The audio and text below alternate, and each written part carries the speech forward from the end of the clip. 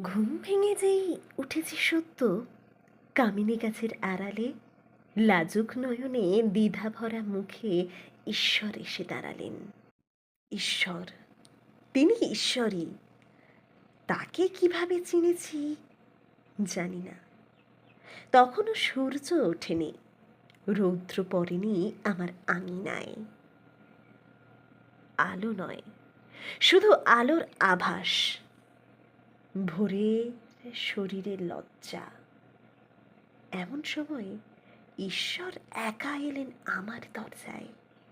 এলোমেলো চুল, আলুথালু জামা, বহু বছরের অবসাদ চোখের তলায় বিছিয়ে রয়েছে। সেই চোখ দেখে সহসা মনে হলো তিনি সুন্দর। আমি এত রূপ আগে দেখিনি। মুগ্ধতাটুকু বুঝে ফেলে মুখ নামিয়ে নিলেন তখনই।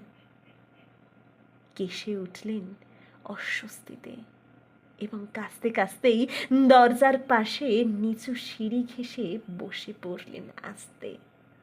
তখনও ভোরের কুয়াশা কাটেনি।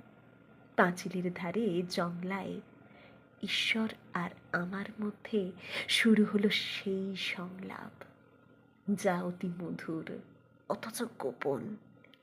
সে কথা লিখিনি কাব্যে, লিখে দিলে হায়, তিনি যে আমার অবিশ্বাসিনী ভাববেন।